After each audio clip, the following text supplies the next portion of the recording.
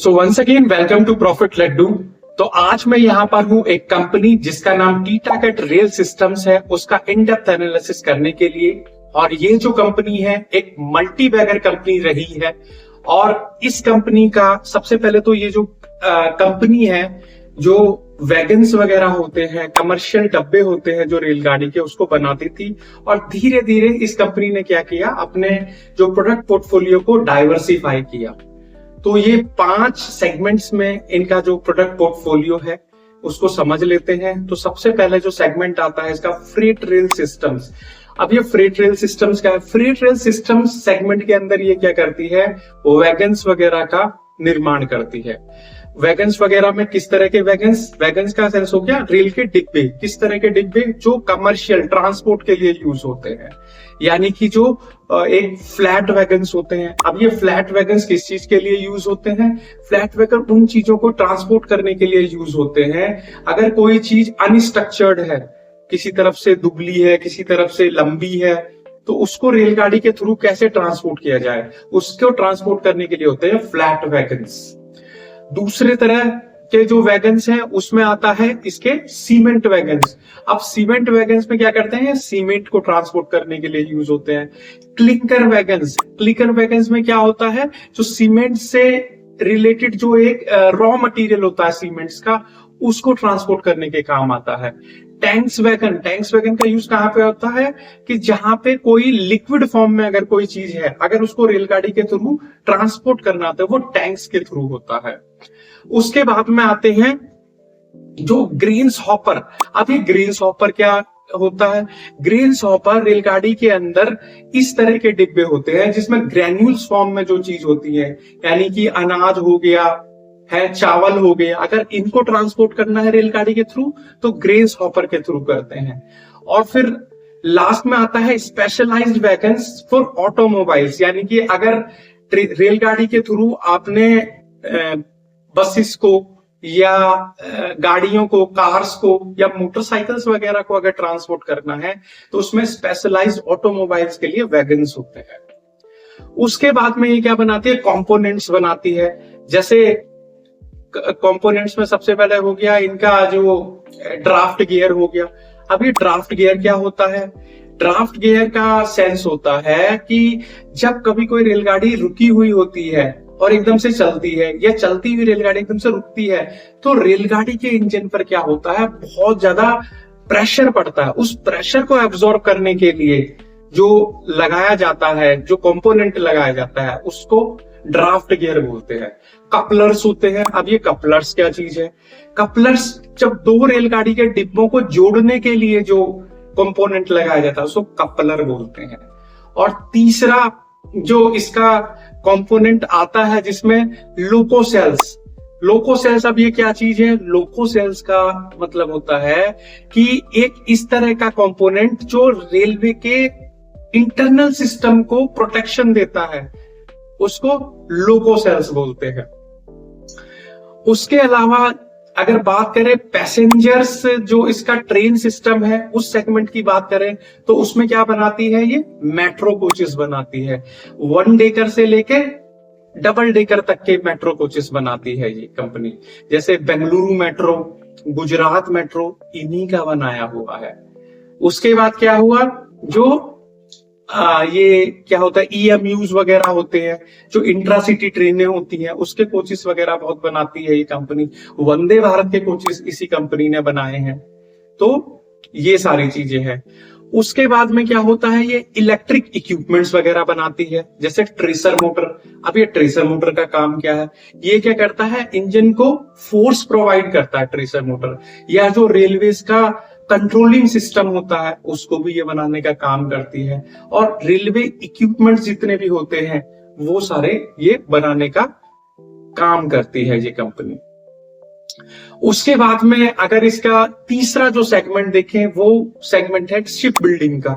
अब ship building में क्या करती है, ये वारशिप्स बनाती है, यानी लड़ाई वाले जो पानी के जहाज होते हैं उनको बनाती है। उसके बाद में ट्रांसपोर्ट शिप्स बनाती है, ट्रांसपोर्ट वेसल्स जिनको बोलते हैं, ट्रांसपोर्ट करने के लिए, जैसे टैंकर्स हो गए, हैं कैरियर, बल्क कैरियर्स हो गए, मालवाहक जहाज जिसमें बोलते हैं, जो माल ढोने के लिए बनाते हैं पानी के जहाज। उसके बाद में ऑफशोर शिप्स हो गए। ऑफशोर मतलब जो समुद्र तट से दूरी पर जो शिप्स वगैरह होते हैं, मतलब बहुत ही ज्यादा दिनों की जो जर्नीज वगैरह करते हैं।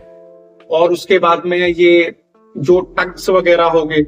टग्स क्या होता है? टग्स एक छोटी सी नाव होती है, जब कोई भी जो शिप है वो किसी पोर्ट पर आकर पहुंचता है तो उसको पोर्ट से जोड़ने के लिए, लगाने के लिए जो डायरेक्शन देता है वो टग्स होती है, छोटी सी नौका होती है, वो उसको ले जाती है वहां तक। तो वो बनाने का भी ये काम करते हैं। उसके बाद में डिफेंस और एरोस्पेस में भी काम कर रहे हैं। अब डिफेंस एरोस्पेस में क्या कर रहे हैं? डिफेंस एरोस्पेस में डिफेंस के लिए ये क्या कर रहे हैं, जो इक्विपमेंट्स हैं डिफेंस के उनको बनाने का काम करते हैं। एरोस्पेस कंपोनेंट्स है उनको बनाने का काम करते हैं। मिसाइल्स लॉन्चर्स हैं उनको बनाने का काम करते हैं। और उसके बाद में आता है इनका इंजीनियरिंग सर्विसेज का काम। अब इंजीनियरिंग सर्विसेज में क्या करते हैं? ये रेलवेज की जो वैगन्स वगैरह उनकी सबकी डिजाइन से लेकर फैब्रिकेशन, मेंटेनेंस और रिफर्बिशमेंट तक करते हैं। अब ये रिफर्बिशमेंट का मतलब क्या हुआ कि जो कंपोनेंट्स हैं, नए हैं, पुराने हैं या डैमेज हैं, उनको इंप्रूव और अपग्रेड करने का काम ये करते हैं। और सारी ही जितनी भी इलेक्ट्रिक कंपोनेंट्स हैं उनको मतलब ये इंप्रूव करने का, रिफर्बिशमेंट का काम करते हैं इसमें। उसके बाद में अगर हम इस कंपनी के मार्केट शेयर को देखें तो 25 से 35% का इस कंपनी का मार्केट शेयर है इसमें, वैगन्स मैन्युफैक्चरिंग में। उसके बाद में अगर इसकी ऑर्डर बुक वैल्यू को देखें तो लगभग 14,000 करोड़ की ऑर्डर बुक वैल्यू है इसकी। और एक्सपोर्ट को देखें तो इटली वगैरह में ये एक्सपोर्ट करती है कंपनी। अगर इसकी वीकनेस को देखें कंपनी की, क्योंकि भाई वीकनेस भी देखना बहुत जरूरी है, क्योंकि वीकनेस देखने से क्या होता है कि आपको पता चलता है कि अगर कोई शेयर ऊपर से नीचे आता है तो क्या उसमें कमी रही होगी, कहां पे बिजनेस में फॉल्ट आ रहा है। तो सबसे पहले आपको पता होना चाहिए कि कंपनी कहां पर गलती कर सकती है। तो वीकनेस में अगर देखें तो इनको मेनली जो इनके प्रोजेक्ट्स होते हैं वो सारे के सारे गवर्नमेंट कॉन्ट्रैक्ट्स होते हैं। और गवर्नमेंट कॉन्ट्रैक्ट्स के अंदर आपको पता है कि पेमेंट डिले का भी बहुत ज्यादा होता है। उसके बाद में पॉलिसी चेंज बहुत होती है। उसके बाद में जो पॉलिटिकल रिस्क होता है वो काफी ज्यादा होता है इनमें, गवर्नमेंट वगैरह के उसमें। उसके बाद इसने क्या किया था, फ्रांस की किसी कंपनी को इसने एक्वायर कर लिया था, जो टीटागढ़ रेल सिस्टम्स ने। वो फिर क्या हुआ, उसमें इनको बहुत लॉस हुआ। फिर उनको लिक्विडेट करने के लिए भी उनको काफी टाइम लगा, 2021 तक ये पूरा इसको लिक्विडेट कर पाई। अगर हम इसके कॉम्पिटिटर्स की बात करें तो कॉम्पिटिटर्स में सबसे बड़ा जो कॉम्पिटिटर है इसका वो है जुपिटर वैगन्स, जो कि 20 से 25% का मार्केट शेयर लेकर बैठा हुआ है। दूसरा जो इसका कॉम्पिटिटर है वो है टेक्समैको रेल एंड इंजीनियरिंग, जो 15 से 20% का मार्केट शेयर लेकर बैठा हुआ है। तीसरा जो इसका कॉम्पिटिटर है वो BEML है। उसके बाद में अगर हम इस कंपनी के वीकनेस को हमने देख लिया, मार्केट शेयर को हमने देख लिया इस कंपनी के, अब रेवेन्यू स्प्लिट को और देख लेते हैं कि कहां से ये कंपनी अपना मैक्सिमम रेवेन्यू बनाती है। तो जो फ्रेट रेल सिस्टम्स हैं, यानी कि जो कमर्शियल डब्बे होते हैं, उसके थ्रू उसको मैन्युफैक्चरिंग करने के थ्रू ये अपना 85 से 90% तक रेवेन्यू बनाती है। और जो पैसेंजर रेल सिस्टम्स है जिसमें ये कोचेस वगैरह बनाती है, ये इंट्रासिटी और ये जो EMU वगैरह के कोचेस बनाती है, उसके थ्रू ये खाली 5% तक रेवेन्यू जनरेट करती है। और डिफेंस और एरोस्पेस और जो ये अदर सेगमेंट इसका इंजीनियरिंग सर्विसेज वाला काम हुआ, उसके थ्रू ये लगभग 2 से 3% का रेवेन्यू जनरेट करती है। देखो, किसी भी जो स्टॉक में इन्वेस्ट करने से पहले उसके बिजनेस मॉडल को समझना और उसके फाइनेंशियल्स को समझना बहुत जरूरी है। बिजनेस मॉडल किसी स्टॉक की बॉडी है तो फाइनेंशियल्स उस स्टॉक की आत्मा है। अगर जब तक आप बॉडी को और आत्मा को नहीं समझोगे तब तक आप स्टॉक को पूरी तरह से समझ नहीं पाओगे, क्योंकि जब स्टॉक डिक्लाइन होगा, नीचे की ओर जाएगा, तो आपका हौसला, आपको फियर होगा कि कहीं ये और नीचे ना चला। लेकिन जब आपने बिजनेस को समझा हुआ है, उसके फाइनेंशियल्स को देखा हुआ है स्टॉक के, तो तब आपके पास कन्विक्शन होगा, एक ट्रस्ट होगा कि हाँ यार कंपनी अच्छी है, उसका बिजनेस मॉडल स्ट्रांग है, उसके फाइनेंशियल्स अच्छे हैं, अभी थोड़ा लैग कर रही है लेकिन आगे आने वाले समय पे वो बहुत अच्छा करेगी। तो करते हैं टीटागेट रेल सिस्टम्स का इन-डेप्थ एनालिसिस। तो चलते हैं मेरे साथ कंप्यूटर स्क्रीन पर। सो आज मैं यहां पर हूं एक कंपनी जिसका नाम टीटागेट रेल सिस्टम्स लिमिटेड है, उसका इन-डेप्थ एनालिसिस करने के लिए। और हम फाइनेंशियल एनालिसिस क्यों कर रहे हैं, जैसा मैंने आपको पहले भी बताया है कि अगर किसी स्टॉक का बिजनेस मॉडल उसका शरीर है तो फाइनेंशियल्स उसकी आत्मा है। तो आत्मा और शरीर दोनों को जानना बहुत जरूरी है, इसलिए करते हैं इसके फाइनेंशियल एनालिसिस। यानी कि इसका फाइनेंशियल एनालिसिस में जैसे 3 एनालिसिस आते हैं, fundamental analysis, trend analysis and technical analysis. तो चलते हैं पहले फंडामेंटल एनालिसिस की ओर। तो देखते हैं इसका मार्केट कैप। सबसे पहले अगर कंपनी का मार्केट कैप देखें तो इसका जो मार्केट कैप है वो लगभग 10,485 करोड़ का है। यानी कि कंपनी एक मिड कैप कंपनी है, 5,000 करोड़ से ऊपर की है, एक मिड कैप कंपनी है। अगर कंपनी का पीई देखें तो वो 36 का है, और जो अगर इंडस्ट्रियल पीई देखें तो वो भी 36 का है। यानी कि लगभग ना तो कंपनी ओवर वैल्यूड है और ना कंपनी अंडर वैल्यूड है, दोनों सेम है इसके हिसाब से। उसके बाद आरओसी अगर इसका देखें तो 25 का है, which is very very good. ROE देखें तो 18% का है। यानी कि आरओसी मतलब रिटर्न ऑन कैपिटल एम्प्लॉयड, यानी कंपनी अपने पैसे को इफिशिएंटली यूज कर पा रही है। और आरओई का सेंस हो गया रिटर्न ऑन इक्विटी, यानी कंपनी इन्वेस्टर के पैसे पे भी पैसा बना रही है। तो कुल मिला के दोनों तरफ से पैसा बना रही है। और डेट टू इक्विटी देखें 0.21, यानी कि कंपनी पर जो डेट है यानी कि जो कर्जा है वो लगभग नेग्लिजिबल है, नाम मात्र का है खाली कर्जा जो है उनके ऊपर। उसके बाद में जो इसका पैग रेशो है 0.43, which is very very good, जो भी बहुत अच्छा है। उसके बाद में बुक वैल्यू के हिसाब से देखें अगर कंपनी को तो 175 रुपीज की इसकी बुक वैल्यू है, और इसका जो प्राइस टू बुक वैल्यू है वो 4.45 है। यानी अपनी बुक वैल्यू के 4 टाइम्स पे जो स्टॉक है वो ट्रेड कर रहा है। अगर 175 की मल्टीप्लाई 4.45 से कर दे तो 779 आ जाएगा, यानी कि 4 गुने पे ये स्टॉक ट्रेड कर रहा है। इसके हिसाब से थोड़ा सा महंगा दिखाई देता है ये बुक वैल्यू के हिसाब से, लेकिन इंडस्ट्रियल पी के हिसाब से ये ना ज्यादा सस्ता है ना ज्यादा महंगा है। उसके बाद प्लस परसेंटेज है इसकी 0.06, जो कुछ ज्यादा नहीं है, एक्सेप्टेबल है, कोई इतनी बड़ी बात है नहीं इसके अंदर। ठीक है, जो इसका बेसिक कोर जो रेशोज होते हैं वो तो काफी अच्छे हैं इस कंपनी के। उसके बाद आगे चलते हैं इस कंपनी में। तो जो 1 साल का जो इसका ये 50 डीएमए 200 डीएमए को मोमेंटम देख लेते हैं। अभी देखो मोमेंटम अभी इसके पास है नहीं, जो येलो लाइन है 50 डीएमए और जो ये ग्रे वाली है 200 डीएमए, इसके लगभग नीचे ही है स्टॉक, है ना। ये स्टॉक क्या प्राइस वाली लाइन है, ये जो ब्लू वाली लाइन है, तो इसके नीचे ट्रेड कर रहा है अभी, यानी कि मोमेंटम अभी कुछ खास है नहीं स्टॉक के अंदर। उसके बाद में हम देख लेते हैं इसके पीई को कंपेयर कर लेते हैं, जो कि 36 का पीई था। इसका मीडियन पीई 1 साल का देख लेते हैं, वो था इसका लगभग 52 का। यानी अगर मीडियन पीई के साथ में कंपेयर करें स्टॉक के पीई को, स्टॉक का 36 का था, उसका 52 का था, तो स्टॉक एक अंडर वैल्यूड स्टॉक के अंदर आ रहा है। ठीक है, अंडर वैल्यूड स्टॉक दिखा रहा है इसमें इसके हिसाब से। उसके बाद में अगर चलें इसके पीयर कंपैरिजन में, पीयर कंपैरिजन देखें तो इसमें जैसे इसके पीई वगैरह को देखें तो जुपिटर वैगन्स का पीई 41 का है, जो उससे महंगा है काफी।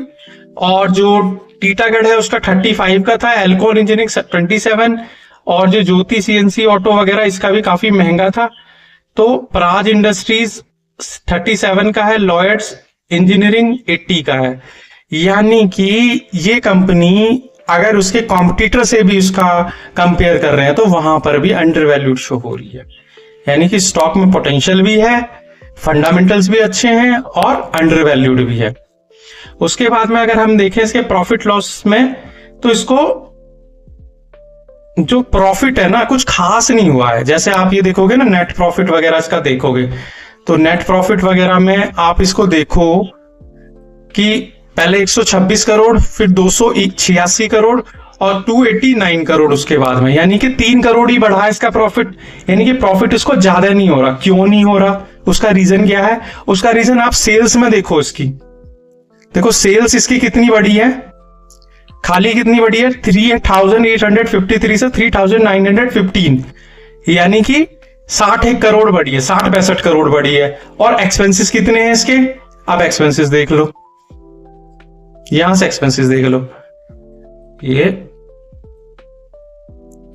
3404 करोड़ से 3480 करोड़, यानी कि 65 करोड़ की तो सेल बढ़ी है और 70 करोड़ का एक्सपेंसेस हुआ है।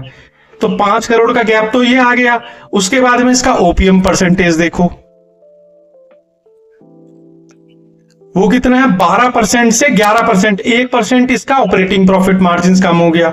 और वैसे अगर देखें ऑपरेटिंग प्रॉफिट कितना कम हो गया, तो यहां पे ये लिखा हुआ है 4049 करोड़ से 4034 करोड़, यानी कि कितना, 9-6-15 करोड़ का गैप यहां पे आ गया।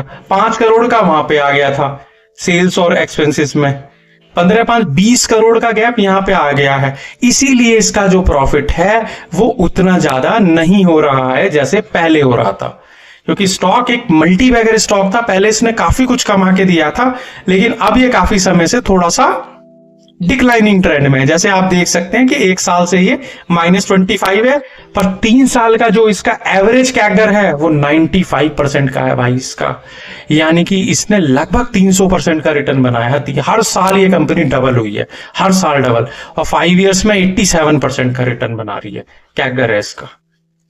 तो ये सबसे बड़ी चीज है इसके अंदर। उसके बाद बैलेंस शीट अगर इसकी देखें हम, तो अभी वैसे इसने जो CWIP है वो भी कुछ ज्यादा नहीं कर रखा, 12 से 174 करोड़, उसके बाद में 8 करोड़ का रखा है। और कैश फ्लो बहुत अच्छा है इसका, कैश फ्लो काफी बड़ा है इसका। कैश फ्लो बड़ा है इसी वजह से इसने CQIP कर नहीं रखा उतना, यानी कि कैश फ्लो पॉजिटिव दिखाई दे रहा है। अगर नेगेटिव होता तो इसका मतलब होता कि कंपनी कहीं ना कहीं तो अपने कैश को यूज कर रही होगी ना केपेक्स करने के लिए। CWIP क्या है, capex, capital expenditure, capital work in progress कोई तो कहते हैं CWIP, तो वो भी कहीं कर नहीं रही थी, तो उसका मतलब इसका कैश फ्लो पॉजिटिव आ गया, 274 करोड़ का आ गया। और गवर्नमेंट कंपनी में कैश फ्लो पॉजिटिव होना बहुत बड़ी बात होती है, बिकॉज गवर्नमेंट कंपनी के अंदर जो पेमेंट डिले बहुत होती है, पॉलिसियां चेंज हो रही हैं, और जो पॉलिटिकल रिस्क बहुत ज्यादा होता है इनके कॉन्ट्रैक्ट्स में। और ये जो कंपनियां होती हैं गवर्नमेंट की, ये आधे से ज्यादा गवर्नमेंट पे ही डिपेंडेंट होती है। जैसे टीटागढ़ रेल सिस्टम से, ये भी गवर्नमेंट कॉन्ट्रैक्ट से थ्रू ही ज्यादा कमाती है। उसके अलावा जो इसका कैश कन्वर्टिंग साइकिल है, चलो उसको भी देख लेते हैं, वो कुछ ज्यादा नहीं बढ़ा, 81 से 60 दिन, 60 दिन से 75 दिन का हो गया। इससे भी थोड़ा सा फर्क पड़ा होगा इसके ऊपर, ठीक है, कैश कन्वर्टिंग साइकिल ज्यादा हो गया इसका। उसके बाद में शेयर होल्डिंग पैटर्न की बात करें, तो शेयर होल्डिंग पैटर्न देखो दोस्त, थोड़ा सा बस इसमें देखने की जरूरत है काफी पहले से। वैसे तो 42, पहले 44 47 था, फिर 42, फिर 42, फिर 40 ही रहा इसका जो प्रमोटर होल्डिंग है। 11% इसमें FIIs हैं, 13% इसमें DIIs हैं, जो बहुत अच्छी बात है। वो FIIs और DIIs भी थोड़े बहुत वैसे कम हुए हैं, 16 से 13 हो गया ये, पर ये 13 से 15 हो गया। अगर FII कम हुए हैं तो DII बढ़ गए हैं उसमें, तो ये हुआ है इसके अंदर। उसके बाद में इसमें जो पब्लिक परसेंटेज है वो लगभग 34% की पब्लिक इसमें बैठी हुई है। तो ओवरऑल मेरा इसके फंडामेंटल्स में कहना यही है कि फंडामेंटल्स बहुत स्ट्रांग है, कंपनी का जो बिजनेस मॉडल है वो बहुत स्ट्रांग है, पोर्टफोलियो डाइवर्सिफाई है, और अच्छा कर रही है कंपनी, और अच्छा कर सकती है अगर ये अपना एक्सपोर्ट वगैरह बढ़ा दें, खाली इटली पे डिपेंडेंट ना रहें। वैसे इनकी जो ऑर्डर वैल्यू है वो लगभग ऑर्डर बुक वैल्यू है 14,000 करोड़ की है, which is very very good. बहुत अच्छी बात है इस कंपनी के लिए। और जैसा आपको पता है इसका मैक्सिमम रेवेन्यू जो फ्रेट रेल सिस्टम्स है उसके थ्रू आता है, जिसमें ये वैगन्स मतलब जो ट्रांसपोर्टेशन के लिए रेल के डब्बे वगैरह बनते हैं उसमें ये बनाती है उनको। उसके बाद इसका ट्रेंड एनालिसिस कर लेते हैं। ट्रेंड एनालिसिस देखो 1 डे में तो ये 4% का डिक्लाइन दिखा रहा है। 1 वीक में भी ये, अगर देखें इसको, अभी थोड़ा गड़बड़ चल रहा है इसका, कुछ खास चल नहीं रहा ये आज, पर चलो वहीं देख लिया था हमने, जैसे इस पे इसके थ्रू देख लिया था। जैसे ये कैगर में 1 ईयर में तो ये दिखा ही रहा था ना नेगेटिव है, 1 ईयर में तो ये नेगेटिव ही होगा, और 3 इयर्स में पॉजिटिव वगैरह था। उसके बाद में टेक्निकल एनालिसिस कर लेते हैं क्योंकि ये ज्यादा चल नहीं रहा है इस पे। अच्छा आ गया है इसमें, तो 1 वीक का भी लगभग नेगेटिव ही है, ठीक है जी। उसके बाद में 1 मंथ का भी है, वो भी नेगेटिव ही है, ठीक है जी, यानी डिक्लाइनिंग ट्रेंड है। 3 मंथ्स का भी नेगेटिव ही है। 1 साल से ये कंपनी नेगेटिव कर रही है, डिक्लाइन कर रही है। डिक्लाइन किस लिए कर रही थी? बिकॉज इन्हें एक तो 25% का जो 1 साल में भी नेगेटिव है, 25% तक गिर चुका है। 3 साल का रिटर्न इनका 600% का है लगभग, तो ये बहुत बड़ी बात है। तो कुल मिलाकर ये जो कंपनी, भाई देखो ट्रेंड जो शॉर्ट टर्म और मिड टर्म है और 1 साल तक का जो होता है इसका, वो नेगेटिव है, डिक्लाइनिंग ट्रेंड में है, लेकिन जो लॉन्ग टर्म है उसमें पॉजिटिव मतलब रिटर्न बना के दे रही है। जैसे आप 5 इयर्स का देखो तो 2000% का रिटर्न बनाया है इसने 5 इयर्स में, यानी कि 20 गुना हुआ है स्टॉक। ये ऐसा स्टॉक है आप मानोगे नहीं, जो अगर अपनी पे आ गया तो वरुण बेवरेजेस वगैरह जो बड़ी बड़ी कंपनियां हैं उनके सारों का रिकॉर्ड तोड़ सकता है, इतना दम है इस स्टॉक के अंदर। फिर चलते हैं इसके टेक्निकल एनालिसिस पे, जिसमें हम देख लेते हैं सबसे पहले इसका प्राइस 778 रुपए का है इसका प्राइस।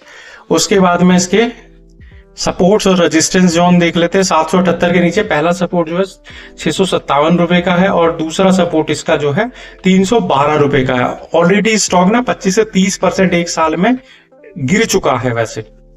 उसके बाद में अगर इसके रेजिस्टेंस जोन की करें, पहला टारगेट 1376 रुपए का है और दूसरा टारगेट 1882 रुपए का है। इसका जो दूसरा टारगेट है, या दूसरा ये कह सकते हैं रेजिस्टेंस लेवल जिसे कह सकते हैं। उसके बाद में ये 20 DMA के नीचे चल रहा है अभी इसका प्राइस, तो ये इस लाइन के 20 DMA वाली लाइन के नीचे है, तो अभी इसमें कोई मोमेंटम वगैरह तो है नहीं बॉस। और RSI को भी देखें तो इसमें कोई स्ट्रेंथ वगैरह दिखाई दे नहीं रही है, 38.61 कोई स्ट्रेंथ वगैरह इतनी कुछ खास है नहीं। उसके बाद में अगर इसके MACD को देखें, यानी रिवर्सल वगैरह को जिसमें देखते हैं जहां पर ट्रेंड चेंज होता है, तो उसमें भी कुछ खास नहीं दिखाई दे रहा है। वैसे दोनों लाइनें मिली हुई हैं, पर जहां पर किसी एक सिग्नल के बेस पर हम कोई डिसीजन नहीं ले सकते। जहां पर हमें जो EMA होता है जिसके थ्रू मोमेंटम भी का भी पॉजिटिव सिग्नल आना चाहिए, और जो सपोर्ट रेजिस्टेंस लेवल है उस पर भी पॉजिटिव दिखाई देना चाहिए, और जो ये RSI वाला है स्ट्रेंथ वाला वहां पे भी पॉजिटिव होना चाहिए। अगर रिवर्सल वाले सिग्नल देता तो माना जाता, खाली रिवर्सल देने से कुछ खास नहीं होता है। और अगर आप मेरे चैनल पर नए हो तो यार दोस्त सब्सक्राइब कर लो, पुराने हो तो लाइक और शेयर जरूर करो, और सब्सक्राइब करके बेल आइकन को जरूर हिट करो, सो डैट कि जो कोई भी नई वीडियो आए मेरी की वो आप तक सबसे पहले पहुंचे। क्योंकि अगर आप लाइक करोगे, शेयर करोगे मेरी वीडियोस को, तो कहीं ना कहीं मुझे इंस्पिरेशन मिलेगी कि मैं और ज्यादा रिसर्च बेस्ड वीडियोस बनाऊं, सो डैट कि आपको गाइड कर सकूं स्टॉक के बारे में कि क्या उसका आगे का जो फ्यूचर है वो बन सकता है। तो ओवरऑल मेरा इस स्टॉक के बारे में कंक्लूजन यही है कि स्टॉक के फंडामेंटल्स बहुत स्ट्रांग हैं, पोर्टफोलियो डाइवर्सिफाई है, स्टॉक जो थोड़ा बहुत नीचे ऊपर कर रहा है, ये बिकॉज ऑफ उसके एक्सपेंसेस बढ़े हुए हैं, उसका जो ऑपरेटिंग प्रॉफिट मार्जिन है वो 12 से 11% आ गया है, और जिससे कि उसके जो नेट प्रॉफिट में थोड़ा सा डिक्लाइन देखने को मिल रहा है। बाकी ओवरऑल इसमें कोई घबराने वाली बात नहीं है, क्योंकि ये एक गवर्नमेंट कंपनी है, रेलवे सेक्टर से आती है। वैसे भी गवर्नमेंट का रेलवे सेक्टर पर बहुत ही स्पेसिफिक नजर है उनकी, और ये जो कंपनी है एसोसिएटेड है रेलवे से भी, डिफेंस से भी, एरोस्पेस से भी और शिप बिल्डिंग से भी। और जैसे आपको पता है कि डिफेंस भी अपने आप में कितना बड़ा, अगर ये डिफेंस वाला अपना काम बढ़ा लेती है तो उसमें भी बहुत अच्छा इनको प्रॉफिट हो सकता है। या शिप बिल्डिंग में वारशिप्स बनाना, टग्स बनाना, ये बनाना, जिस तो और बहुत अच्छा कर सकती है ये कंपनी। तो आज के लिए इस स्टॉक में बस इतना ही था।